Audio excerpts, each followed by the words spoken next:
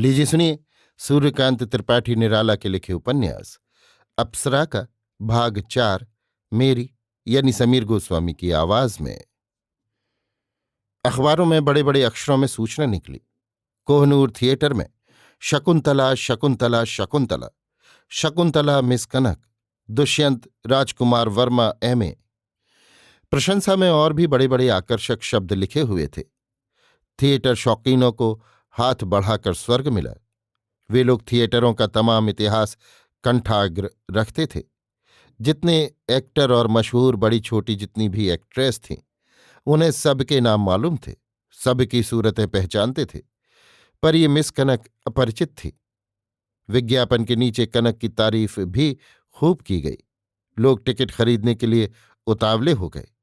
Ticket घर के सामने अपार भीड़ लग गई, जैसे आदमियों का सागर तरंगित हो रहा हो। एक एक झोंके से बाढ़ के पानी की तरह वो जन समुद्र इधर से उधर डोल उठता था। बॉक्स ऑर्केस्ट्रा फर्स्ट क्लास में भी और दिनों से ज्यादा भीड़ थी। विजयपुर के कुंवर साहब भी उन दिनों कलकत्ते की सैर कर रहे थे। इन्हें स्टेट से 6,000 मासिक जेब खर्च के लिए मिलता था। वो सब नई रोशनी नए फैशन में फूंक कर ताप लेते थे। आपने भी एक बॉक्स किराए पर लिया। थिएटर की मिसों की प्रायः आपकी कोठी में दावत होती थी और तरह तरह के तोहफे आप उनके मकान पहुंचा दिया करते थे।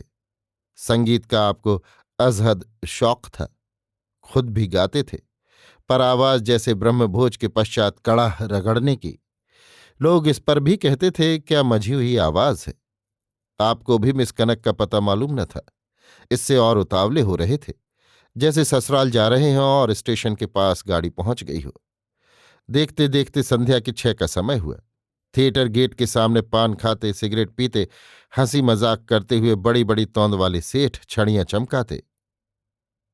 सुनहली डंडी का चश्मा लगाए हुए कॉलेज के छोकरे, अंग्रेजी अखबारों की एक एक प्रति लिए हुए हिंदी के संपादक, सहकारियों पर अपने अपार ज्ञान का बुखार उतारते, पहले ही से कला की कसौटी पर अभिनय की परीक्षा करने की प्रतिज्ञा करते हुए टहल रहे थे। इन सब बाहरी दिखलाओं के अंदर सबके मन की आंखें मिसों के आगमन की प्रतीक्षा कर रही थीं।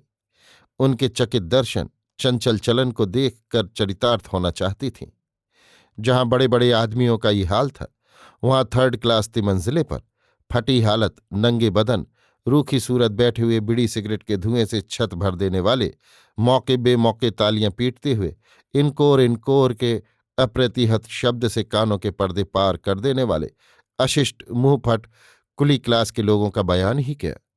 वहीं इन धन कुबेरों और संवाद पत्रों के सर्वज्ञों, वकीलों, डॉक्टरों, प्रोफेसरों और विद्यार्थियों के साथ ये लोग भी कला के प्रेम में साम्यवाद के अधिकारी हो रहे थे। देखते देखते एक लॉरी आई।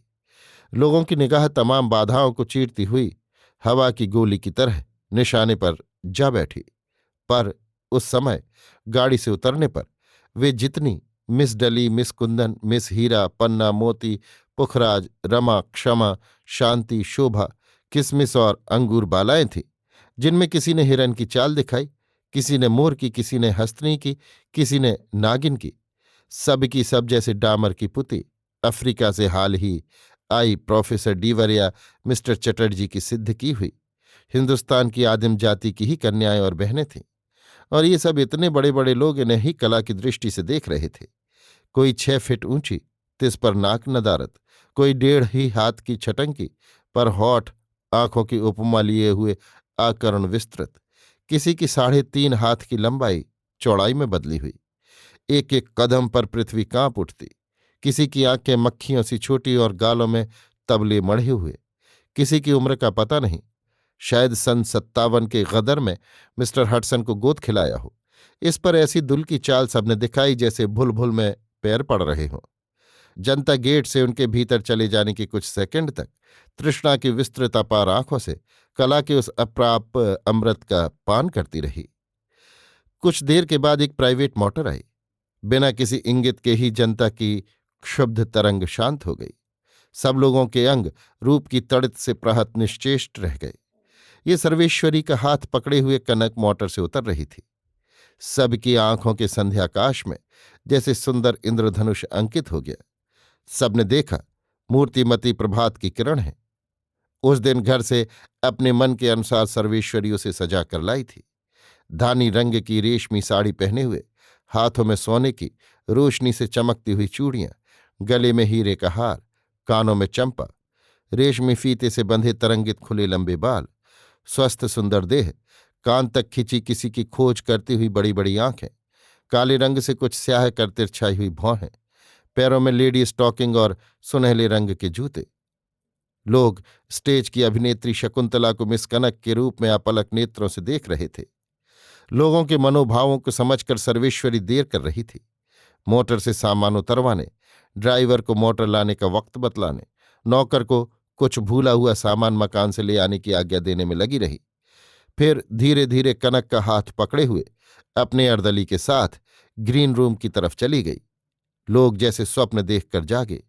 फिर चहल पहल मच गई। लोग मुक्त कंठ से प्रशंसा करने लगे। धन कुबेर लोग दूसरे परिचितों से आंख के इशारे बतलाने लगे। इन्हीं लोगों में विजयपुर के कुंवर साहब भी थे, और न जाने कौन कौन से राजे महाराजे सौंदर्य के समुद्र से अतंद्र अम्लान निकली हुई इस अप्सरा की कृपा दृष्टि के भिक्षुक हो रहे थे।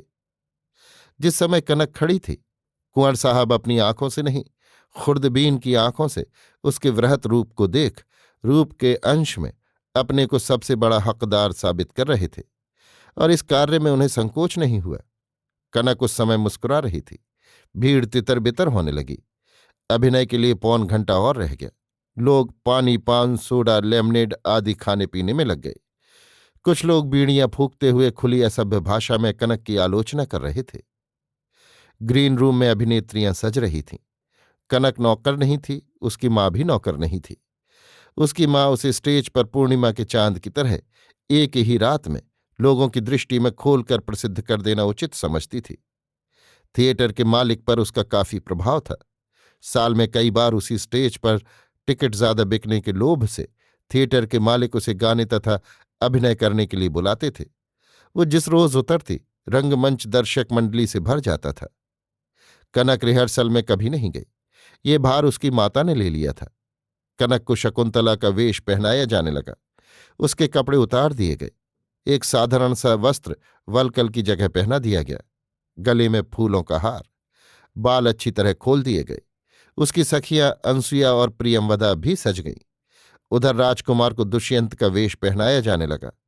और पात्र भी सजाकर तैयार कर दिए गए। राजकुमार भी कंपनी में नौकर नहीं था। वो शौकिया बड़ी बड़ी कंपनियों में उतरकर प्रधान पार्ट किया करता था। इसका कारण खुद मित्रों से बयान किया करता। वो कहा करता था, हिंदी के स्टेज पर लोग ठीक ठीक हिंदी उच्चारण नहीं करते, वे उर्दू के उच्चारण की नकल करते हैं।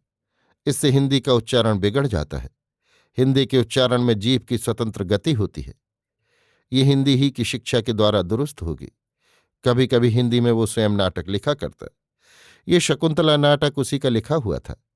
हिंदी की शुभकामना से प्रेरित हो उसने विवाह भी नहीं किया। इससे उसके घरवाले उस पर नाराज हो गए थे, पर उसने परवाह नहीं की। कलकत्ता सिटी कॉलेज में वो हिंदी का प्रोफेसर है। शरीर जैसा हष्टपुष्ट वैसा ही सुंदर और बलिष्ठ भी है। कलकत्ता की साहित्य समितियां उसे अच्छी तरह पहचानती हैं। तीसरी घंटी बजी। लोगों की उत्सुक आंखें स्टेज की ओर देखने लगीं। पहले बालिकाओं ने स्वागत संगीत गाया। पश्चात नाटक शुरू हुआ। पहले ही पहल कण्वे के तपोवन में शकुंतला के दर्शन कर दर्शकों की आंखें तृप्ति से खुल गईं। आश्रम के उपवन की वो खिली हुई अपने अंगों की सुरभि से कंपित दर्शकों के हृदय को संगीत की एक मधुर भीड़ की तरह कांप कर उठती हुई देह की दिव्य द्युति से प्रसन्न पुलकित कर रही थी। जिधर जिधर चपल तरंग की तरह डोलती फिरती लोगों की अचंचल अपलक दृष्टि उधर ही उधर उस छवि स्वर्ण किरण से लगी रहती। एक ही प्रत्यंग संचालन से उसने लोगों पर जादू डाल दिया। सब उसकी भूरी भूरी प्रशंसा करने लगे, उसे गौरवपूर्ण आश्चर्य से देखने लगे। महाराज दुष्यंत का प्रवेश होते ही उन्हें देखते ही कनक चौंक उठी। दुष्यंत भी अपनी तमाम एकाग्रता से उसे अविस्मय देखते रहे। ये मौन अभिनय लोगों के मन में सत्य के दुष्यंत और शकुंतला की झलक भर गया। कनक मुस्कुराई। दोनों ने दोनों को पहचान लिया। उनके अभ्यंतर भावों की प्रसन्नता की छाया दर्शकों पर भी पड़ी।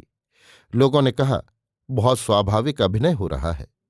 क्रमशः आलाप परिचय, रागरस प्रियता आदि अभिनीत होते रहे। रंगशाला में बिल्कुल सन्नाटा था, जैसे सब लोग निर्वाक कोई मनोहर स्वप्न देख रहे हों। गांधर्व रीति से विवाह होने लगा। लोग तालियां पीटते सीटियां बजाते रहे। शकुंतला ने अपनी माला दुष्यंत को पहना दी, दुष्यंत ने अपनी शकुंतला को। स्टेज खिल गया। ठीक इसी समय बाहर से भीड़ को ठेलते, चैकरों की भी परवाह न करते हुए कुछ कांस्टेबलों को साथ ले पुलिस के दारोगा जी बड़ी गंभीरता से स्टेज के सामने आ धमके। लोग विस्मय की दृष्टि से एक दूसरा नाटक देखने लगे। दारोगा जी ने मैनेजर को पुकार कर कहा, यहां इस नाटक मंडली में राजकुमार वर्मा कौन है? उसके नाम वारंट है, हम उसे गिरफ्तार करेंगे। तमाम स्टेज थर्रा गया। उसी समय लोगों ने देखा राजकुमार वर्मा दुष्यंत की ही सम्राट चाल से निशंक वन्य दृश्य पट के किनारे से स्टेज के बिल्कुल सामने आकर खड़ा हो गया और वीर की दृष्टि से दारोगा को देखने लगा। वो दृष्टि कह रही थी, हमें गिरफ्तार होने का बिल्कुल खौफ नहीं। शकुंतला कनक भी अभिनय को सार्थक करती हुई किनारे से चलकर अपने प्रिय पति के पास आ हाथ पकड़ दारोगा को निसंकोच दृप्त दृष्टि से देखने लगी। कनक को देखते ही शहद की मक्खियों की तरह दारोगा की आंखें उससे लिपट गईं। दर्शक नाटक देखने के लिए चंचल हो उठे। हमने रुपए खर्च किए हैं, हमारे मनोरंजन का टैक्स लेकर फिर उसमें बाधा डालने का सरकार को कोई अधिकार नहीं। ये दारोगा की मूर्खता है जो अभियुक्त को यहां कैद करने आया। उसे निकाल दो। कॉलेज के एक विद्यार्थी ने जोर से पुकार कर कहा, निकाल दो, निकाल दो, निकाल दो। हजारों कंठ एक साथ कह उठे। ड्रॉप गिरा दिया गया। निकल जाओ, निकल जाओ। पटापट तालियों के वाद्य से स्टेज गूंज उठा। सीटियां बजने लगीं। आहा, कुर्बान जाऊं साफा, कुर्बान जाऊं डंडा, छछूंदर जैसी मूछें, ये कद्दू जैसा मुंह। दारोगा जी का सिर लटक गया। भागो भागो भागो के बीच उन्हें भागना ही पड़ा। मैनेजर ने कहा, नाटक हो जाने के बाद आप उन्हें गिरफ्तार कर लीजिए। मैं उनके पास गया था, उन्होंने आपके लिए ये संवाद भेजा है। दारोगा को मैनेजर गेट पर ले जाने लगे, पर उन्होंने स्टेज के भीतर रहकर नाटक देखने की इच्छा प्रकट की। मैनेजर ने टिकट खरीदने के लिए कहा। दारोगा जी एक बार शान से देखकर रह गए, फिर अपने लिए एक ऑर्केस्ट्रा का टिकट खरीद लिया। कांस्टेबलों को मैनेजर ने 3rd क्लास में ले जाकर भर दिया। वहां के लोगों को मनोरंजन की दूसरी सामग्री मिल गई। थिएटर होता रहा। मिस कनक द्वारा किया हुआ शकुंतला का पार्ट लोगों को बहुत पसंद आया। एक ही रात में वो शहर भर में प्रसिद्ध हो गई। नाटक समाप्त हो गया।